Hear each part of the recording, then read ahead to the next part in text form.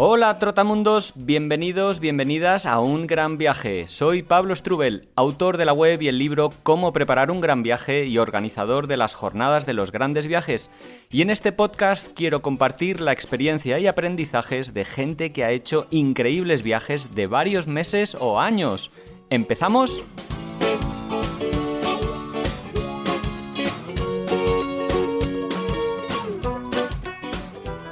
Hola, ¿qué tal? Buenos días, buenas tardes, buenas noches. Depende, claro, siempre de ti, de cuándo nos estés escuchando, de cuándo le hayas dado al botón de reproducir un nuevo podcast de Un Gran Viaje. Nada, te saludo, aquí Pablo Strubel, espero que estés muy bien. Y nada, yo con ganas de ponerte ya dentro de nada la nueva entrevista que he hecho a Daniel Triguero, un viajero que, hace 10 años aproximadamente hizo su primer gran viaje y eso le removió un poco por dentro y por fuera y quiso, empezar a cambiar su vida profesional, a dedicarse un poquito más al mundo de la fotografía, la comunicación audiovisual y también de los viajes. Un gran viaje que fue por Asia, especialmente por India, donde pasaron con su pareja 6 meses, ni más ni menos, que luego recorrió un poco del sudeste asiático y Norteamérica, donde fueron a trabajar y ganar un poco de dinero antes de acabar esa excedencia de un año y que tanto significó para Dani Triguero. Desde entonces, se ha dedicado, como os decía, a narrar y viajar por el mundo, sacando fotografías, intentando vivir de ello y últimamente, como nos explicará, a guiar alguno de los viajes. En el transcurso de los años ha hecho otros viajes largos, como por ejemplo el que hizo empezando en Palestina, donde fue a hacer un fotoreportaje con varios otros amigos y compañeros y que luego decidió alargar regresando por tierra, pasando por Irak, por el Kurdistán, por Jordania, Turquía y el resto de países europeos hasta volver a casa por tierra, cruzando las fronteras que a veces fueron bastante complicadas, como nos cuenta. Y finalmente acaba de volver de un viajecito por Asia, ni más ni menos. Ha estado viajando un año siguiendo rutas de peregrinación y de senderismo muy especiales. Entre ellas destaca la que ha hecho la Cora, la peregrinación al Monte Kailash, una peregrinación que tengo, que me gustaría hacer algún día, la verdad. Y de eso hablamos con bastante detenimiento de esos viajes, de la peregrinación en el Monte Kailash y la situación de los tibetanos, también un poco de Palestina, que son lugares que, no se frecuentan tanto en este podcast y por los viajeros, menos con la situación actual, tan complicada y desastrosa para la población palestina. Y también hablamos del autostop, que ha sido un medio de transporte que han utilizado bastante en o en singular o en plural, en su viaje, ¿vale? Y nada más, voy a dar por cerrado esta presentación, que espero que sirva como introducción a la entrevista que acabo de mantener con Dani, que la disfrutes un montón, como siempre, y como te digo, si te gusta comentar, aportar, expresar tu opinión, lo puedes hacer muy fácilmente en Spotify, donde te permite dejar comentarios y también reseñas del podcast. Así que si eres escuchante habitual en Spotify, por favor, déjame una reseña del podcast de 5 estrellas, a ser posible. Si es lo que te parece que merezco y merecen mis entrevistas. Y también decía, los comentarios los puedes hacer en iVoox, si eres escuchante en esa plataforma. Y también en iVoox o en Patreon, puedes convertirte en mecenas, es decir, una persona que decide agradecer el trabajo que hago semana tras semana de una manera económica, que decide apoyar desde 1,99 euros al mes, que es menos que un café en Madrid, el trabajo que hago yo, mi editor y mi colaboradora de pre- y postproducción. Así que estoy especialmente agradecido a estas personas que dedicáis un poquito de vuestro dinero para compensar por los gastos que supone estar ahí semana tras semana al otro lado del micrófono ofreciéndote entrevistas como esta. Venga, te envío un saludo y espero que disfrutes de la entrevista. Hola Dani, ¿qué tal? ¿Cómo estás? Hola, muy bien, Pablo. Aquí con ganas de compartir y formar parte de los grandes aventureros que siguen por aquí en tu podcast.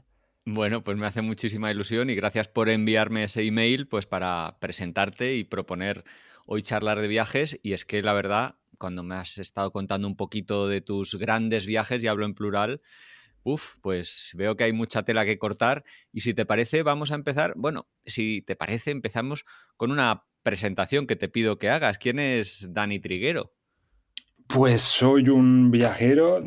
Cuando lo conocí hace ya bastantes años, empecé viajando por India, que igual no es el primer país que debería uno empezar a mochilear, pero ya está, con ese primer viaje me dije a mí mismo que bueno, que esto es lo que quería seguir haciendo siempre que pudiera.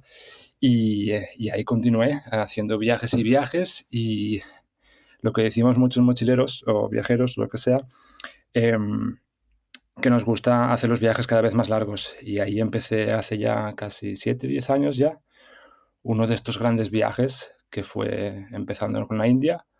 Y ese mismo año cayó también en Sri Lanka, parte del sureste asiático, Indonesia, Malasia. Y después saltamos para el otro charco, que fue México y, y California. Y bueno, y desde entonces siempre intento hacer los viajes así más largos, porque creo que es una forma súper auténtica pues, de conocer la cultura y te quitas estos viajes cortitos de 15 días, 30 días que no te dan para conocer un país bien. Bueno, desgraciadamente es lo que tenemos casi todos de vacaciones, los que no hemos, digamos, bueno, convertido en este caso el viaje, nuestra pasión por profesión. Y antes de ese primer gran viaje, que ya hace más de 10 años aproximadamente, ¿a qué te dedicabas? Bueno, ¿en qué trabajabas? He trabajado de educador social Mm, bastantes años, hasta que mientras estaba estudiando cosas de cine, que es lo que más me gusta a mí, y nunca me llegué a dedicar a esto hasta los últimos años que empezaba, dejé de trabajar de educador social y empecé a trabajar en lo que me gustaba, que es el mundo de la fotografía, el mundo audiovisual. Y con esto he ido sobreviviendo estos últimos años. Así que sí, todo ese mi trabajo, como tantos otros viajeros, han dejado el trabajo que tenían anterior y se intentan dedicar a sus gustos, pues o sí. cada uno el que tenga. Y ahora estoy intentando montar viajes, organizar viajes, que ya contaré más adelante cómo va esto. Pero Mm. sí, sí, compartir estas experiencias y lo que más te gusta. Oye, empezaste por India, que comentabas que tal vez, y estoy muy de acuerdo, no es un destino así como fácil de primeras, pero antes sí que habías viajado de mochilero. ¿Por dónde habías estado? Bueno, antes no tanto, había hecho como por ejemplo Vietnam, estas cosillas así que son para mí ahora bastante típicas, y Marruecos, alguna cosa así, pero cosas, lo que te digo al principio, como muy, muy cortitos, los viajes que te dan de 30 días, 15 días, cuando estás ahí metido un poco más en el sistema. Entonces habían sido viajes, nada, casi incluso organizados, un pack, Ujú. y no, no era lo mío, hasta que hice este viaje a la India y ya te digo, ahí fue como decir, madre mía, esto quiero hacerlo de seguido, a ver cómo puedo. ¿Qué se te cruzó ahí en la mente para de repente lanzarte a hacer un viaje largo y empezar por India? Que estuviste 6 meses allí, ni más ni menos. La primera vez que fui a la India estuve un mes y medio para conocer Rajasthan, un poco de Ladakh, que no tiene nada que ver con el resto de la India. Y un mes se me quedaba muy corto. Después, cuando volvía, le contaba a algunos amigos,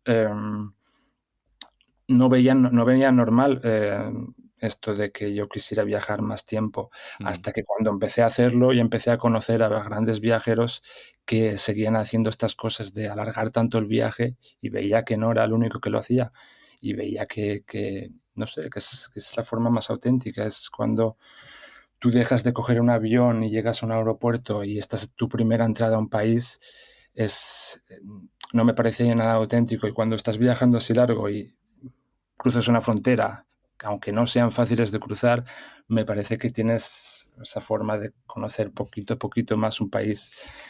Y bueno, esto es una de las cosas de viajar en viajes así más largos, que te dejan ahí explorar los países a un ritmo más lento, que vas conociendo a la gente, que no necesitas estar eh, corriendo de un sitio para otro. Sí, sí, para mí eso es una de las principales virtudes, ¿no? Pero qué preciado es el tiempo y qué difícil es sacarlo en ocasiones. Oye, que India, eso, arrancaste por ahí, lo arrancaste acompañado con tu pareja de entonces, si no me equivoco. ¿Qué os fascinó tanto de eso, de ese país? ¿Qué tiene la India que a vosotros sí os enganchó? Y a mí, por ejemplo, me dejó ahí un poco confuso. Ya te he escuchado varias veces bueno, a mí me pasa, a mí es un país que me agota, todas las veces que he ido me ha agotado, pero siempre que he vuelto, al cabo de una semana ya estoy pensando que quiero volver de alguna forma, y es que engancha, no sé qué tiene, pero bueno, sí que sé que tiene una cultura que es preciosa, es súper rica, y es un país tan grande, casi un continente, que te vas moviendo de un sitio para otro y no para de sorprenderte todo el rato. Y ya sé que mucha gente se suele mover en el centro cuando va a la parte de Rajasthan, si bien las ciudades son tremendos monstruos porque no son nada agradables y tiene rinconcitos que son muy bonitos y especiales. Pero cuando te sales de Rajasthan, te vas para el sur, conoces Hampi, conoces eh, el norte en Ladakh, que es casi un país tibetano. Es un país inmenso que no te haces, y cada vez que vuelvo, he vuelto ya varias veces, y cada vez descubro más cosas de su historia, es inabarcable, es inabarcable, y se lo recomiendo a cualquiera. Sé que no es fácil, sé que no Mm. es fácil, y se hace muy difícil moverse allí, el tráfico, el ruido, el caos que te quieran timar, pero tiene tantas cosas ricas que para mí es inabarcable. ¿Cómo os movíais en ese primer viaje? ¿Usabais transportes públicos, supongo? El transporte público allí. Si bien al principio sí que gastábamos también autobuses y trenes, muchos trenes, casi siempre intentamos cogerlos. Las últimas veces que he vuelto lo hago todo con tren, porque sí que es verdad que los autobuses son, bueno, bastante incómodos. Y los trenes es toda una experiencia. Es un cachito de India que tienes que conocer si viajas a India, coger un tren y compartir un tren de 20 horas y estar ahí con los locales y hacerlo como lo hacen ellos. Es precioso. Claro, ahí los mochileros solemos ir a las, digamos, segunda, tercera clase, pero oye, en primera clase también viajan los indios, los más pudientes. ¿En qué clase sueles viajar? En aquel primer y el segundo viaje, el de 6 meses, íbamos muy de barato, pero muy, muy, muy de barato. Entonces cogíamos, si bien hay una clase de tren en la que tú no haces reserva, alguno de estos cogimos, y la verdad es que no volvemos a repetir, porque son estos trenes que empiezan a entrar gente, a entrar gente, a entrar gente, y llega un momento que es peor que el camarote de los hermanos Max. O sea, es imposible que quepa ahí más gente, y cuando ves que no cabe más gente, aún sigue entrando gente. Joder. Así que, bueno, fue una experiencia divertida. Más de uno de estos trenes cogimos, y fue divertido, pero no volví a repetir. Y este último año que he vuelto tampoco he cogido estos, porque, bueno, ya está, lo hice una vez y no volveré, no Ya. volveré a hacerlo. Oye, creo que en alguna ocasión has tenido algún incidente complicado que te ha hecho saltar por la borda. Sí, sí, sí. En un tren estábamos por el sur de India, y esto que, bueno, en aquel tiempo iba mirando con las tecnologías, Google Maps, y a veces no se actualiza al tiempo que debería. Y cuando vi que donde teníamos que bajarnos se actualizó, era nuestra parada, estábamos en uno de esos trenes que estaba llenísimo, llenísimo, llenísimo de gente, y vimos que teníamos que salir corriendo. Entonces, para llegar a la Estrada Puerta, teníamos todo un pasillo lleno de gente, que tuvimos que coger las mochilas, ir corriendo, saltando uno encima del otro, tirar las mochilas por la puerta y saltar. El tren no iba demasiado rápido, pero bueno, queda muy bien decir que he llegado a saltar de un tren en marcha a la India. Así que ahí está uno de esos currículums que me encantaría poder mostrar a la gente. Sí.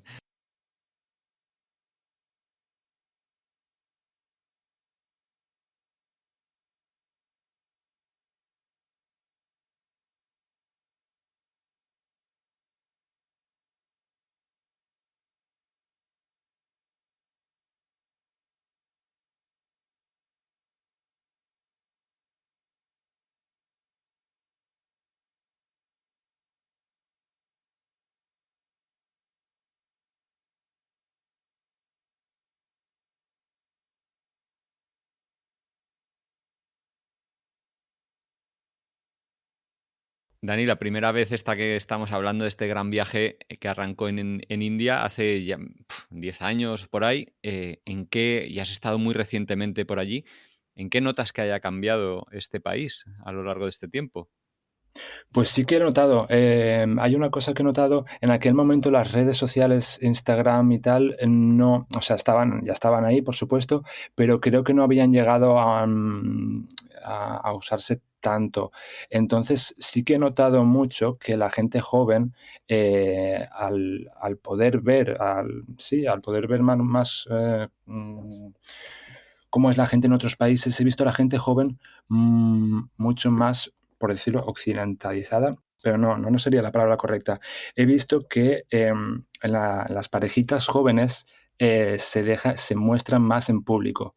Y a mí me Mm, parece algo bueno, porque es un país India que tiene esta cosa de que el contacto físico entre parejas heterosexuales, por ejemplo, no era bien, no se podía ver. Y esto es una cosa que he visto tanto en India como en Nepal bastante. Y bueno, es bienvenido que se vean, que se puedan mostrar estos afectos en público de una forma pues natural. Y en ese sentido sí que lo he visto. En el resto, el cambio, pues lo sigo viendo, no sé si a peor, pero las ciudades son un monstruo en cuanto a tráfico, en cuanto a ruido, y eso sigue estando ahí. El otro tema de la basura sigue estando igual.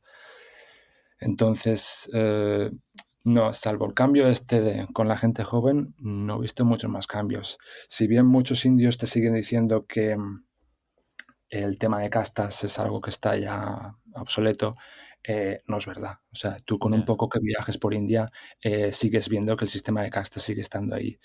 La casta más baja sigue trabajando en un baño, como si hiciera falta tener una persona dentro de un baño que te da un papel, etcétera, etcétera. El sistema de casta sigue estando ahí y lo seguirá estando. Por mucho que siga habiendo gente que dice que no, que esto está cambiando, no.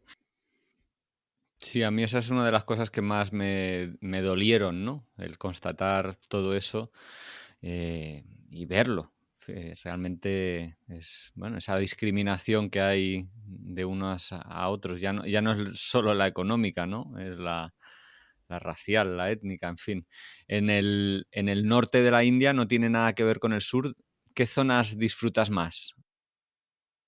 Ladakh, más al norte, estás ya en los Himalayas, frontera con China, con Tíbet, y es completamente diferente. Ellos son ladakís y además los ladakís, el turismo en India después del COVID ha mejorado bastante o se ha abierto bastante más.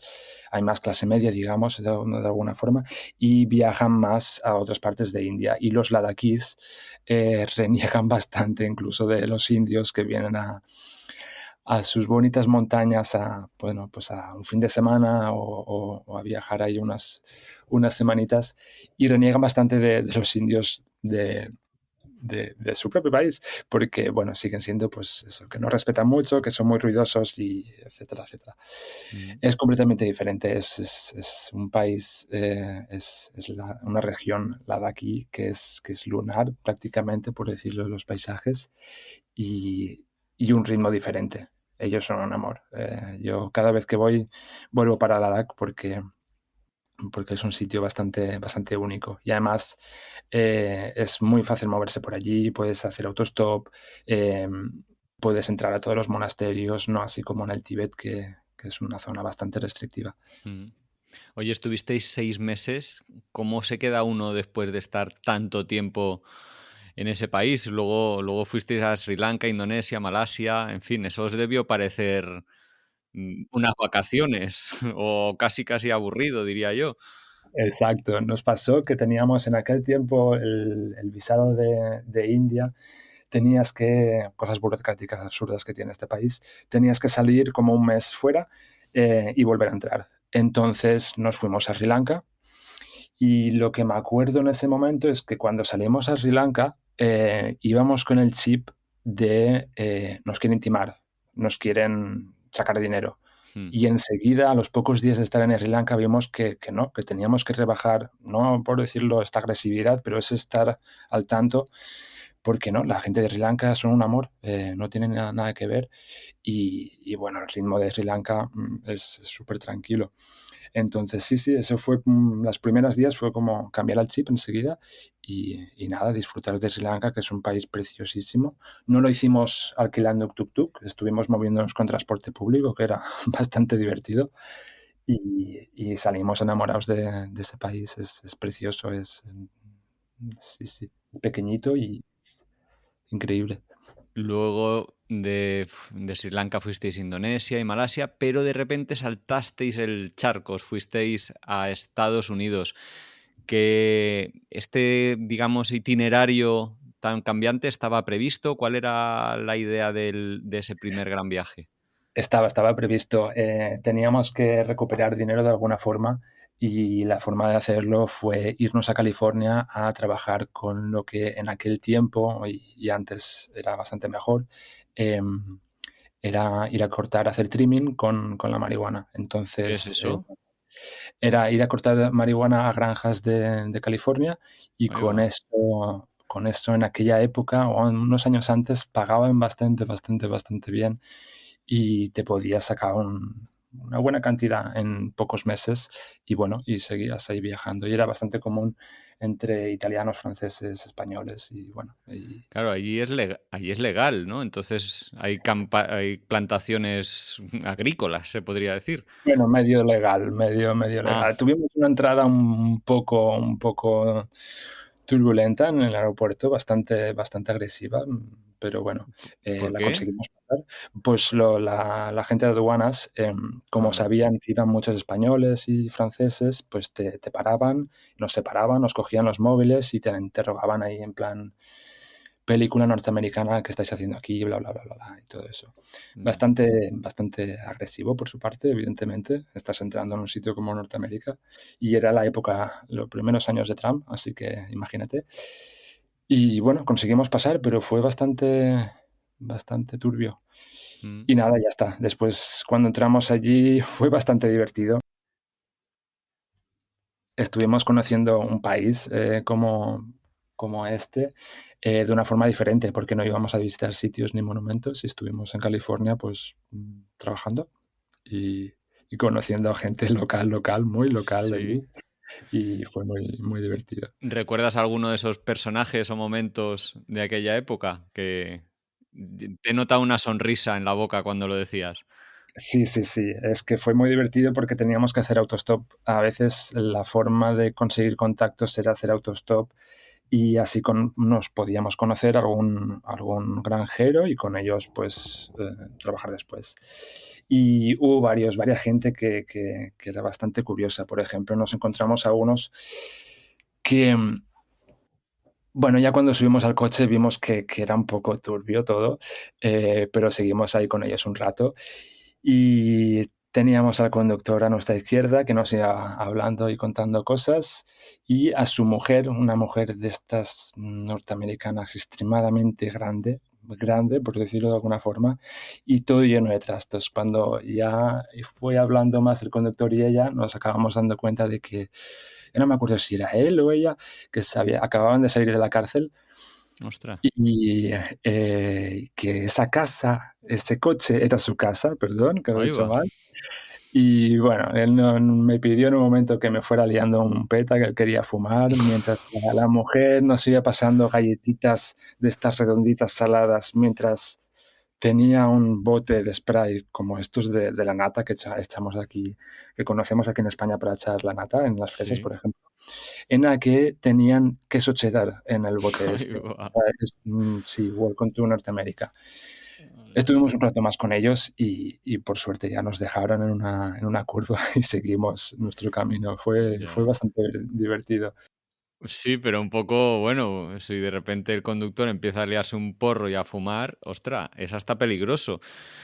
Sí, sí, pero bueno, con lo que estábamos viendo con los autostops que teníamos, que si una mujer nos contaba que había un oso que le estaba atacando en el campamento, bueno,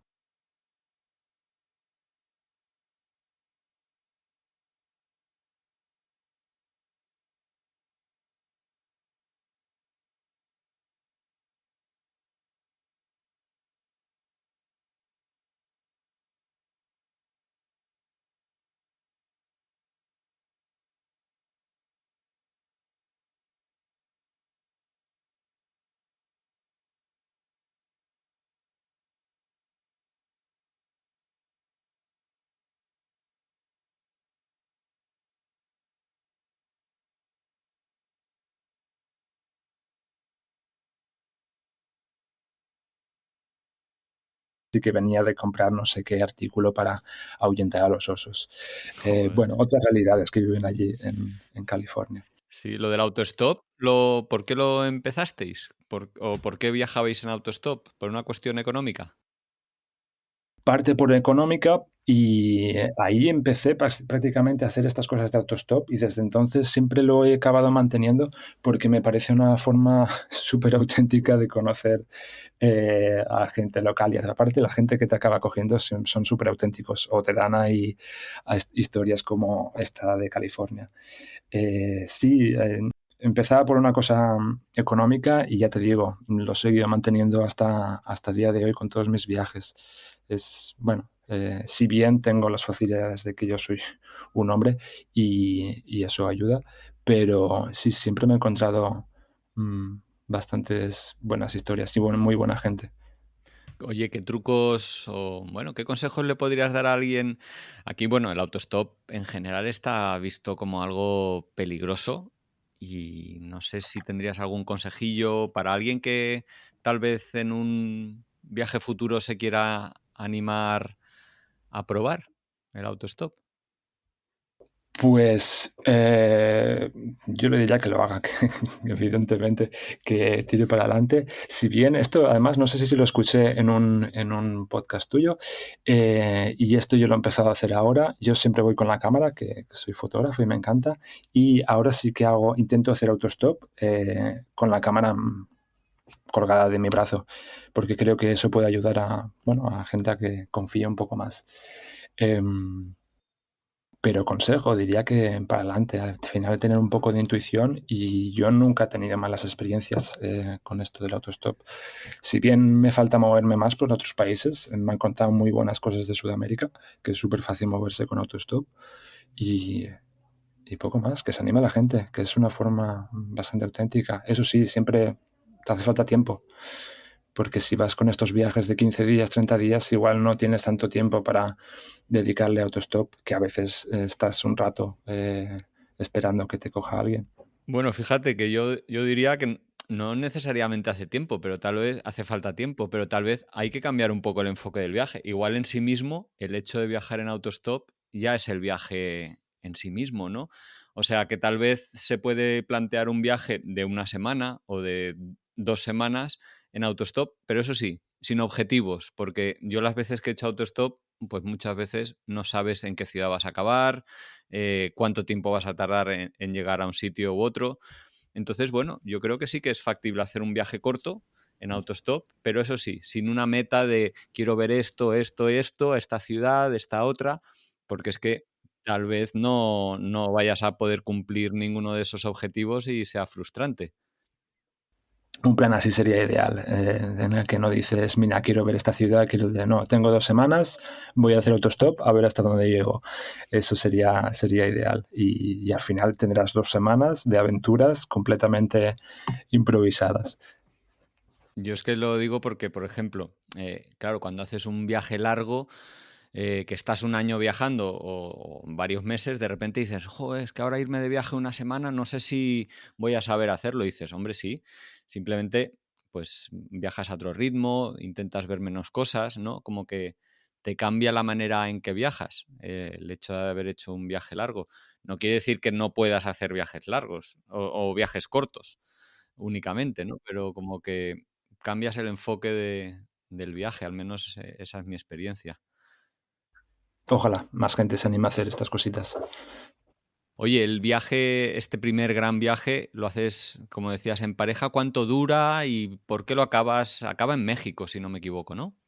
Sí, acabó en México. Estuvimos poco más de 2 meses, creo que recordar, en California, que nos dio bastante para continuar. Y nos fuimos a México y yo este año seguía trabajando de educador social y me había cogido una excedencia. Mm, ujú. Entonces, después de México volvimos para seguir trabajando yo con esto de educación social y y ahí, después de haber probado, animo a cualquier persona que haga estas cosas, de coger un año de excedencia en cualquiera de sus trabajos y ya verán, después de este año de excedencia no volverán a ser los mismos y, y no creo que vuelvan a trabajar pues eso, en el sistema, de una forma, pues 10 meses y un mesito de vacaciones.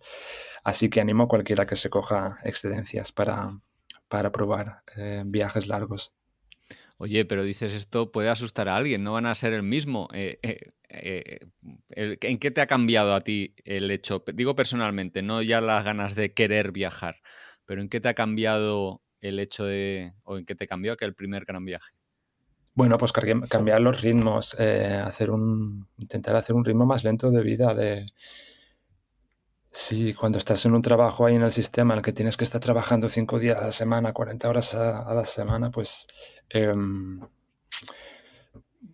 no compartía esa forma si bien después no es tan fácil sobrevivir de alguna forma, intentar estar dentro del sistema, pero a mí me cambió para mejor, intentar hacer, ganar dinero con lo que pueda y reducir estos trabajos a otros. No sé cómo decirlo. Y entonces, desde que volviste de ese primer gran viaje, ¿en qué cambió tu vida a nivel profesional también? O sea, hasta que hiciste un segundo gran viaje que vamos a hablar en breve, ¿qué ha pasado en esos años a nivel laboral? ¿Ya te empezaste a dedicar a la fotografía o seguiste simultaneando trabajos? Intenté dedicarme, si bien yo nunca había estudiado educación social, entonces no era mi campo, por decirlo de alguna forma, entonces empecé a estudiar más cosas relacionadas con el mundo audiovisual que me han ido dando algo de dinero y siguiendo esta idea bueno, de tener menos horarios dedicados al mundo laboral, aunque ganara menos dinero, y cada vez intentar montarme de alguna forma de hacer estos viajes como más largos, pues haciendo voluntariados, haciendo workaway, y desde entonces mis viajes he intentado que sean bastante más largos y ahí han habido unos cuantos más, como por ejemplo la última vez que empecé un viaje a Palestina con unos amigos de fotoperiodismo y ellos se volvieron, por ejemplo, después de estar unas semanas y yo decidí volverme, pero por tierra, Ah, qué alargándole guay. unos meses Ujú. y de Palestina pude cruzar a Jordania, Irak, Turquía y después ya por Europa hasta Barcelona. Y, y así ha sido más o menos mi idea de hacer los siguientes viajes, hacerlos largos, si me lo puedo permitir porque lo que te decía, me encanta cruzar fronteras, cruzarlas a pie, cruzarlas como pueda, aunque la gran mayoría de veces no es fácil. Y, sabiendo la suerte que tengo de ser un hombre blanquito europeo que con las facilidades que tengo para cruzar una frontera. Pero sí, esto es como he querido seguir haciendo los viajes. Bueno, cómo has querido y cómo has podido, ya nos estás contando, este de Palestina que empezó allí. ¿A qué os llevó allí? Porque fuiste con varios amigos fotoperiodistas, digamos, y ¿qué pretendíais? ¿Cuál fue el objetivo de ese viaje inicial? Bueno, esto salió de un día después de clase, estábamos hablando y teníamos unas semanas libres y coincidía con la Semana Santa en Jerusalén, con celebraciones allí, etcétera, etcétera. Y bueno, Palestina es un destino que tiene bastante que ofrecer, aunque no es fácil para un viaje, digamos, de turisteo, y eso a nosotros nos llamaba. Entonces nos fuimos allí consiguiendo unos contactos anteriormente y ahí estuvimos unas semanas viendo cómo está todo. Si bien este no es un viaje turístico, por decirlo de alguna manera, y estuvimos bueno, haciendo reuniones con gente en Hebrón y otras partes de allí que nos contaban su realidad y intentando hacer reportajes para después sacarlos en otras revistas y tal. Y ahí estuvimos. Era mi segunda vez en Palestina y esta vez, esta cosa que me encanta cada vez cuando empiezo a repetir ya países, porque te dan otra visión que igual en un primer vistazo no has podido tener. Y esta segunda vez hicimos muchos contactos allí locales y nos pudieron contar más sobre su realidad allí. Y es, bueno, eh, mm, Palestina. Lo tienen completamente destrozado y ahí sigue. Esto fue antes de la masacre que han hecho en Gaza. Ujú. Y bueno, bastante durillo, pero creo que necesario de ver y necesario después de compartir para que su realidad pueda llegar a más gente. Dices que hablaste con mucha gente de allí, local, que hiciste reportajes para ver la realidad. ¿Cuál es la realidad? O sea, cuéntanos, ¿a quién conociste? ¿Alguna persona que te llamara la atención, que ahora te venga a la mente? Mm, No sé. Pues mira, con otra de las apps que me va muy bien también para viajar, aunque ahora ya es un poco de pago, es Couchsurfing. Hice la primera entrada en Tel Aviv, si bien siempre que voy a parte israelita intento no coger hoteles porque lo siento, no me apetece darle dinero a los israelíes o a las sionistas israelitas. Así que conseguí un palestino en Tel Aviv, que es parte israelita. Y claro, la entrada fue allí, él me empezó a dar contactos de todos sus amigos que tienen en la parte de Cisjordania, de Palestina, digamos. Y lo más gracioso de este contacto a través de Couchsurfing es que yo le conté que era de Valencia natal y él me empezó a decir que él tenía muchas ganas de irse de la VIP, porque no es nada agradable vivir allí todo el Ujú. rato con checkpoints, con las miradas de los israelitas, etcétera, etcétera. Y cuando le dije yo que era de Valencia, me lo contó y desde entonces hemos seguido en contacto. Se ha podido venir a vivir aquí con su familia, ha traído a sus hermanos, lo he ayudado en lo que he podido para facilitarle la vuelta aquí a España. Y ahora está aquí en Valencia y, bueno, me estoy muy contento de que haya podido salir de allí. Y él también tiene un hijo, ahora va a tener el segundo y dice bueno, que no hay color, que es que aquí puede estar su hijo jugando en un parque tranquilamente y no tiene ningún miedo. Pero esto, por ejemplo, era un palestino que vivía en Tel Aviv. ¿Cómo es la vida en Cisjordania, que es la mayor parte de Palestina, o en Gaza, que supongo que también estuviste? Pues, por ejemplo, es como si ahora estás tú es que en Madrid no conozco las zonas, pero estás en una zona como Madrid, ¿vale?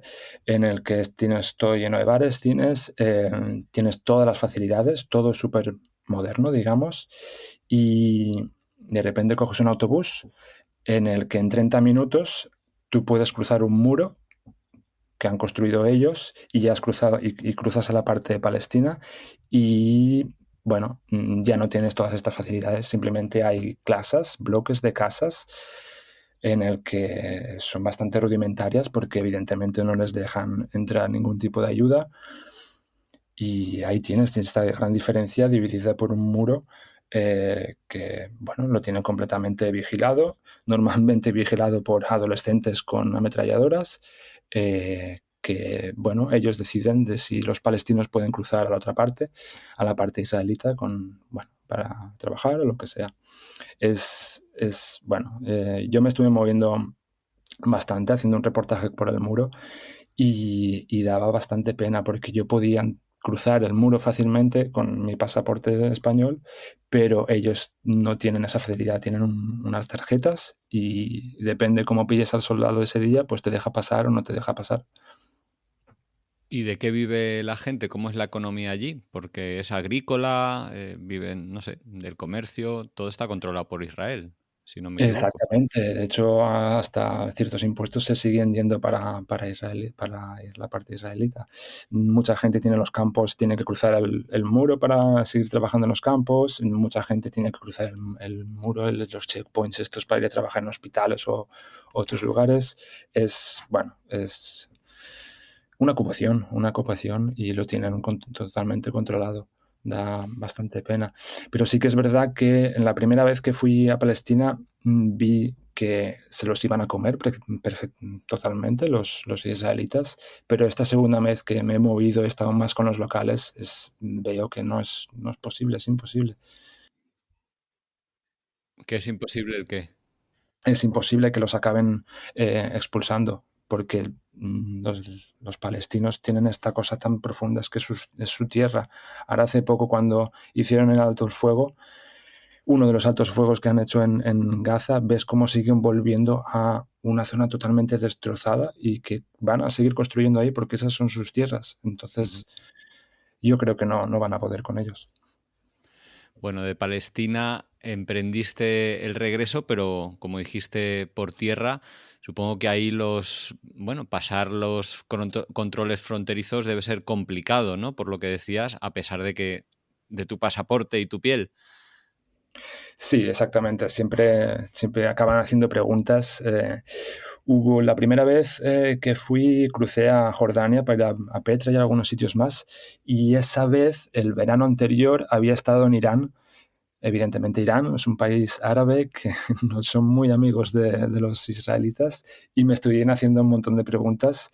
Pero lo que me pareció curioso es que el que me preguntaba con curiosidad, en plan de, pero ¿y por qué has ido a Irán? ¿Qué has ido a ver ahí a Irán? Y yo empecé a contarle lo maravilloso que era el país, todo lo que tenía para ver, y le parecía completamente incomprensible. Pero bueno, eh, sí, en las fronteras te preguntan mucho, pero bueno, acabas pasando. La que fue un poco más divertida, por decirlo de alguna manera, el taxista no estaba tan contento, fue la entrada desde Jordania a Irak. Eran unos cuantos kilómetros en el que vas con el taxi y es una zona bastante... Irak es un país controlado por los militares y hay zonas de carretera en que hay diferentes checkpoints y como vieron que yo era un blanquito que iba con el taxi, tenían que protegerme. Esto.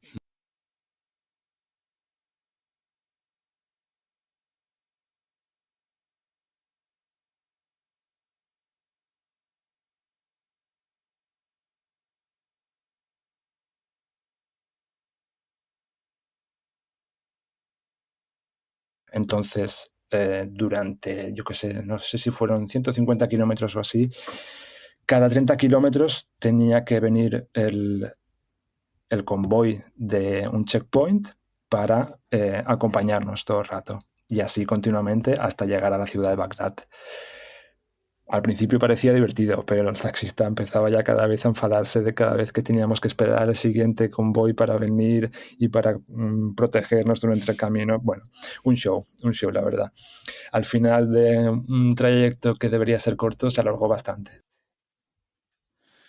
Oye, pero incluso tuviste una cruce de frontera en el que llevabas conectado el móvil recargando con la batería y parecía otra cosa, ¿no?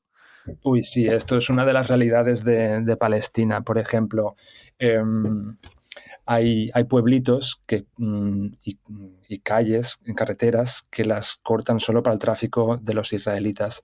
Entonces se hace bastante complicado moverse entre ciudades. Igual si en una ciudad puedes ir a una ciudad que está al lado, tienes que bordearla completamente. Esta es la realidad para los palestinos. Y puedes tardar 3 horas más en vez de 30 minutos. Yo tenía la suerte de poder ir al checkpoint y cruzar. Ese día en concreto llevaba caminando todo el día por ahí haciendo reportaje del muro y el móvil lo tenía ya bastante muerto. Entonces iba en modo mochilero con una mochila atrás con todas mis cosas y una mochila delante, ¿vale? Caminando. Y conecté mi móvil con la batería, que se salían un poco los cables y lo tenía en la mochila que llevaba delante. Entonces me dirigí así caminando al checkpoint. En aquel momento no lo pensé, pero bueno, si visto así, parecía completamente que era alguien caminando con un chaleco bomba, por Joder. decirlo de alguna forma. Entonces, lo que hizo el soldado directamente fue apuntarme, que eso es algo bastante típico allí en Israel, por desgracia, apuntarte y empezar a chillar en hebreo, que yo no tenía ni puta idea. Enseguida me vio que no era ni palestino, que era de fuera, y me hizo llegar para allí y vio que lo que tenía era el móvil con la batería y ya está. Y después de unas cuantas preguntas, como no, me dejaron pasar. Pero bueno, Joder. sí, no fue la primera vez que me apuntaron con el arma directamente en Palestina, por desgracia. Es algo Ostras, ¿en que hacen serio? Sí. bastante, sí, sí. Pero bueno, no, enseguida ven que además Yo viajando tengo bastante cara de israelita que me da un poco de pena, pero, pero sí. Oye, ¿y qué tal luego? Dijiste que cruzaste Jordania, ¿qué tal por Irak, que es otro país que, bueno, le tengo muchas ganas, no sé, bueno, qué le espera a un viajero que vaya a esa zona? Pues es uno de los países de estos que me encantan porque el turismo no ha entrado. Entonces te sientes que nada, estás viajando ahí con locales. Si bien la parte federal tiene todos estos checkpoints que te van parando los militares continuamente y te hacen una foto del pasaporte, etcétera, etcétera, lo hace todo un poco más lento. Son militares que me han parecido encantadores. No tengo ningún aprecio contra los militares, pero en realidad los de este país, igual porque soy extranjero, me han parecido gente encantadora y es un país pues precioso, bastante tocado en muchas partes por la invasión que tuvo de los norteamericanos, como no, Mm. pero es precioso. Después cuando ya te vas más para el norte, en la parte más de Kurdistán, va cambiando bastante y los kurdos son un pueblo maravilloso. Tengo muchas ganas de volver y explorarlo más porque no le di el tiempo necesario. Estuve como 2, 3 semanas, no me acuerdo, y quiero explorarlo más, con Mm. más tiempo. Bueno, de Kurdistán habla todo el mundo de la hospitalidad, ¿no? De la gente allí en esa zona. Son un pueblo maravilloso, sí, sí, maravilloso. Además, Kurdistán, el pueblo kurdo toca bastantes países y los que pude coincidir en la parte de Irán hace ya tiempo, también son un pueblo maravilloso. Ya, ahí también creo que tuviste una anécdota, ¿no? Ahí un poco curiosa cuando unas personas que te llevaron en autostop luego acabasteis en una barbacoa en la montaña y la cosa derivó en otras cosas. Este sí, fue precioso. Uno de estos autostops que te regalan estas historias que te acaban invitando a lo que conocemos aquí o lo que no conocemos aquí en Valencia, por ejemplo, de el domingo con la paella y la familia. Pues nos inventaron ahí en una granja con, bueno, pues eso, con toda su familia, mientras iban cocinando y nos servían ahí toda su comida y, bueno, con poco idioma que comunicarnos, pero ahí estuvimos compartiendo un tiempo con ellos precioso. Estas cositas que te regalan Autostop, que bueno, que un viaje más convencional no te daría. Mm. Bueno, después seguiste yendo por tierra. ¿Y cómo es luego regresar y viajar por Europa cuando has estado viajando en todos estos países? ¿Aburrido? Un poco sí, la verdad, un poco sí, porque, bueno, es esta cosa que de Europa ya conozco, yo por Europa me puedo aburrir un poco más viajando porque no me da estas cosas que veo más auténticas, no me da esta cosa de hacer tanto autostop, no lo veo tan fácil. Si bien la parte de Europa la hice con Interrail, con esta cosa que utilizan más los jóvenes, pero la verdad es que Ujú. fue bastante bien y bastante rápido. La cosa es que era muy caro. Yo con el presupuesto que iba entonces me fue muy fácil viajar por Palestina, por Irak, por Jordania, pero en cuanto llegué a Europa, en Grecia sí estaba bien, pero ya Italia, Francia, hostia, se me hacía difícil, entonces lo pasé bastante rápido. Mm. Tengo ganas de volver, de hacerlo con otra idea, si puede ser con furgoneta o hacerlo como hemos dicho antes, coger, tener un mes, una cosa así y hacerlo con autostop y hasta donde llegue. Sí, Porque si lo eso. quiero hacer como viajaba de hoteles y es muy difícil, es más caro, tiene otra forma. No, no. Mm. ¿Qué es lo que, o sea, dónde disfrutas más? Quiero decir, ¿en qué tipo de países o qué es lo que buscas en tus viajes? ¿Aventura? No lo sé. Pero hay ciertos países que yo voy encantado. Por Europa sé que no me voy a encontrar lo que me voy a encontrar en Irak o lo que voy a encontrarme en la India. Entonces disfruto más un país que pueda moverme fácilmente, barato y si es con autostop, mira, mejor que mejor. Y aquí en Europa algunas veces lo he hecho, pero no es tan fácil. Aún así, eso, cuando naces en un país como Europa, está guay porque al final la gente que te coge haciendo autostop es esa gente que es como tú. Entonces, bueno,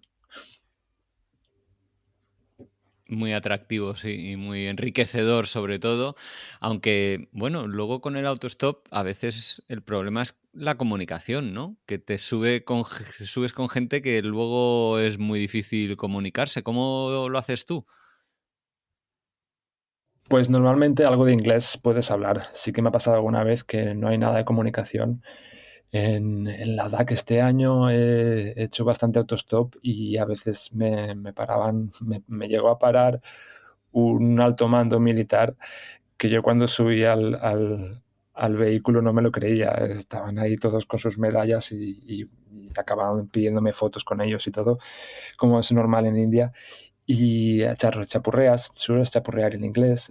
A veces no hay comunicación, a veces simplemente pues ellos siguen el camino y han cogido a alguien ahí y te llevan hasta donde puedas. Siempre hay alguna forma de comunicarse. Esto de que el lenguaje no sea el mismo, para mí nunca ha sido ningún problema. Mm. Oye, cuéntanos, Dani, que acabas de estar viajando por Asia, una buena temporada. ¿Qué recorrido has estado haciendo en esta ocasión? Pues mira, en esta ocasión he ido a Japón, un país que me encanta y ojalá algún día me pueda ir a vivir allí. Eh, un país precioso, una cultura encantadora y súper fácil y gente muy amable. De ahí salté para China, Tíbet, mejor dicho, que es una zona preciosa que por la mala suerte de que el gobierno chino lo tiene como lo tiene, completamente ocupado, pero bueno, aún tiene mucha cultura que mostrar.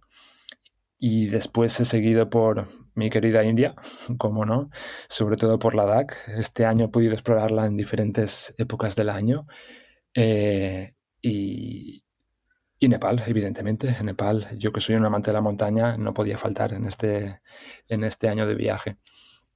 Oye, y en Japón creo que has estado haciendo, bueno, algunas de las rutas de peregrinación más importantes del país o de Asia prácticamente. Sí, correcto. Soy un amante de las caminatas, de subir montañas y de cualquier peregrinación. Este año han habido bastantes. En casi todos los sitios he buscado alguna peregrinación. Y en Japón en concreto hay una ruta que se llama el Kumano-Kodo. En realidad son 4 rutas que se usaban hace un montón de años, desde las ciudades hasta unas zonas sagradas, que hay bastantes templos y es precioso porque estás con esos paisajes inmensos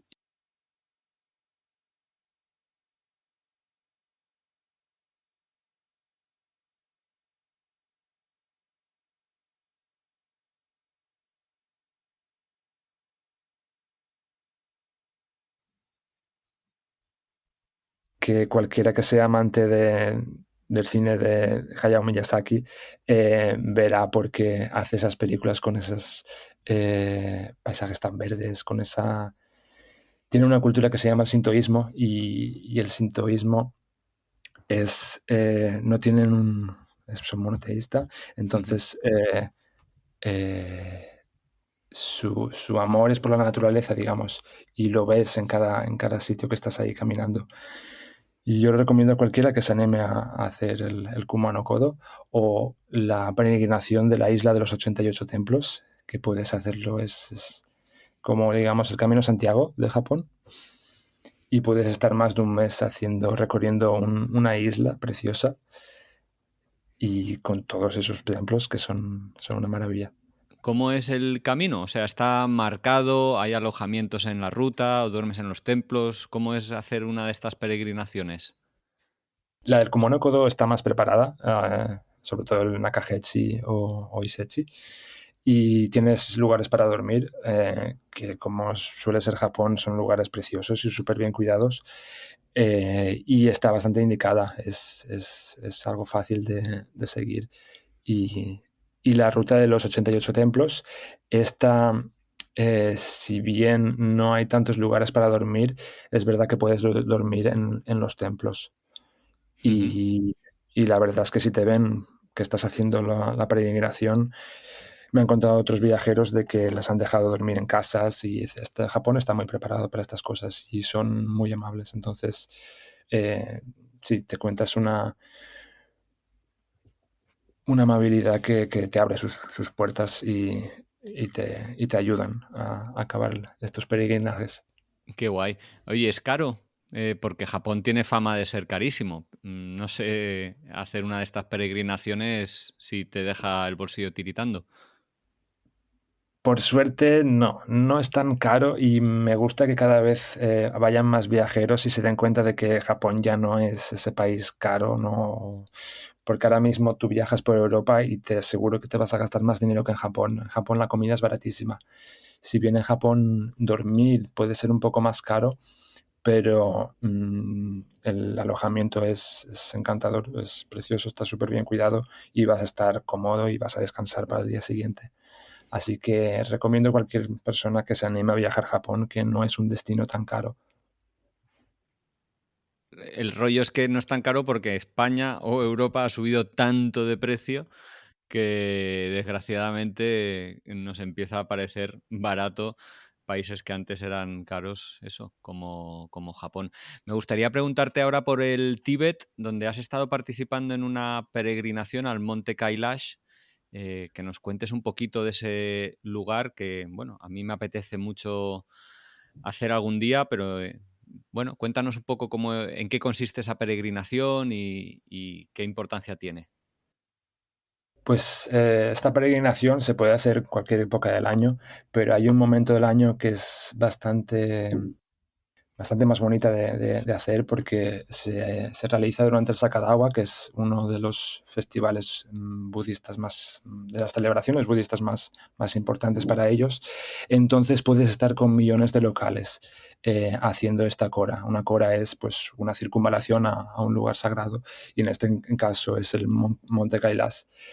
Durante el Sakadawa lo que hacen al principio del día es suben un palo con banderas y hacen ahí unas oraciones en un punto sagrado y estás compartiéndolo con montones, millones de locales y después empiezan a hacer esta cora. Una cora que llegas a pasar por un puerto de 5.400 metros o una cosa Toma así. ya. Y bueno, sigues haciendo esta cora con ellos y esta es la parte más auténtica, aparte del paisaje impresionante que tienes delante de ti. Muchos de ellos realizan estas coras con estas postraciones que se van, ellos no caminan, ellos van haciendo postraciones y se van arrodillando y tocando la cabeza contra el suelo. Y hacen esta cora de unos 50 y pico kilómetros que puedes hacer en 3 días, haciendo estas postraciones y es algo bueno, es bastante impactante de ver. Claro, ellos de hecho cuando lo hacen van con unos vestidos especiales, ¿no? Cubriéndose las rodillas y el pecho con cueros, porque al arrodillarse, al tumbarse en el suelo para ir avanzando poco a poco, como casi como un gusano, se podría decir, levantándose y tumbándose todo el rato. Llevan como unas manoplas y se ponen rodilleras y muchas veces se ponen como un babero por delante para no mancharse tanto de tierra. Y lo hacen con hielo cuando se pasa al puerto y lo hacen con la tierra después. Y gente muy mayor haciendo estas cosas. Brutal, sí, sí. Es bastante impresionante de ver. Muy interesante la cultura tibetana y muy reprimida también, ¿no? No sé cuál ha sido tu percepción a la hora de viajar por esa Completamente. región, bueno, por la parte política, ¿no? Porque el Tíbet tiene la parte geográfica, que es el doble de grande que la parte Exacto. política, que es, bueno, la región autónoma del Tíbet, que es lo que hay ahí, esa parte donde ya te exigen ir, bueno, con un viaje organizado y guías locales y demás. Sí, esta es la pena. En el Tíbet no te puedes mover si no has contratado a alguien local allí. Esto, bueno, hablamos otra vez de otra ocupación un poco diferente a la que los israelitas hacen en Palestina, pero sigue siendo una ocupación en que en su tiempo mataron a un montón de tibetanos y ahora el gobierno chino lo tiene completamente controlado. La capital Lhasa, en cierta manera, da bastante pena porque ves cómo han hecho que los chinos vayan a la ciudad, entonces ves que las mejores tiendas, las calles con las mejores tiendas están todas regentadas por chinos los tibetanos no tienen permitido montar ahí sus tiendecitas y tal. Y Potala, el Palacio Potala, este lugar, este monasterio tibetano tan importante que mucha gente conocerá, ahora lo tienen como un museo. Entonces da bastante pena ver cómo han reprimido esta cultura tibetana. Hace nada más una cosa, han convertido el Tíbet, sobre todo Lhasa, como un lugar turístico para los chinos. Y, por ejemplo, en Lhasa, esto después cuando viajas más por el Tíbet con el grupo, ya no lo veías, por suerte. Pero en Lhasa, que es donde llegan los turistas chinos, muchos de ellos se disfrazan intentando emular lo que para ellos es la cultura tibetana, que los ves que están disfrazados con trajes que no son tibetanos y están por toda la ciudad haciéndose photoshoots para colgar en sus redes. Pero por suerte es algo que solo se ve allí en Lhasa. Espero que no se expanda. El resto de la región es una maravilla. Yo, en la región política no he estado en las provincias de Qinghai y provincias aledañas a esa región autónoma y es una pasada la gente, cómo visten, las miradas, esa luz especial que hay en el altiplano. La verdad es que a mí me encantaron y yo creo que a ti también, que de hecho ahora lo que estás haciendo, si no me equivoco, es empezar a organizar viajes a este y a otros destinos. ¿Es un poco por estas ganas de vivir del viaje que te has animado a organizar viajes? Pues sí, en parte sí, porque es mi gran pasión, es esta forma de viajar y al final compartirla con los demás. Y es como he montado este último año viajando en diferentes lugares para después compartirlo con más gente. Ahora en pocos meses guiaré mi primer grupo en el Tíbet en concreto y muy contento de compartir esta gran pasión mía que es los viajes. Y, y sí, algunas veces he fantaseado con esto de que hemos hablado tanto del autostop y ojalá pueda montar algún grupo y hacer un autostop en conjunto con la gente, aunque no será muy fácil, pero sí, sería muy divertido. Y aparte de guiar estos viajes, ¿ahora cómo te estás ganando la vida? Sigo trabajando de fotografía y también soy editor de vídeo y con esto me sigue dando algo para sobrevivir, digamos, de alguna forma. Oye, ¿dónde te podemos seguir para quien quiera pues, saber un poquito más de tus viajes, de tus aventuras, tanto de la agencia como a nivel personal tuyo y ver esas fotazas que seguramente haces? Pues mira, la personal es Daniel Triguero Stories. Ahí tengo millones de fotos de mis aventuras y la agencia con la que monto estos viajes siempre con trekkings y buscando otras culturas para conocer así caminando, que me parece una forma muy, muy auténtica de adentrarse en una cultura. Es Mountain Lovers Collective y ahí vamos. Espero que la gente se apunte y pueda compartir mi gran pasión viajera. Bueno, pues Dani, muchísimas gracias a ti. A lo tonto, ya llevamos casi una hora hablando de viajes y aventuras y ha sido un placer y muchas gracias por regalarnos tu tiempito, pues bueno, para conocerte un poquito mejor, conocer la manera en que viajas y compartir estas historias personales y de los lugares que has visitado. A ti, Pablo, un placer formar parte de esa gran comunidad de aventureros que comparten sus aventuras. Y por si no había quedado claro, que pastel Palestina libre y Tíbet libre, por supuesto. Venga, suscribo. Un abrazo, Dani. Hasta pronto. Abrazo, chao.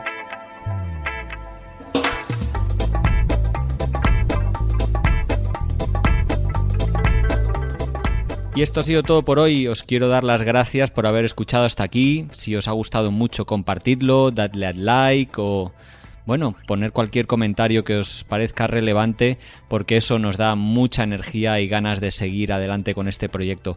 Un saludo a todos los oyentes de Radio Viajera, iVoox, iTunes, Spotify o allí donde nos estéis escuchando y hasta la semana que viene.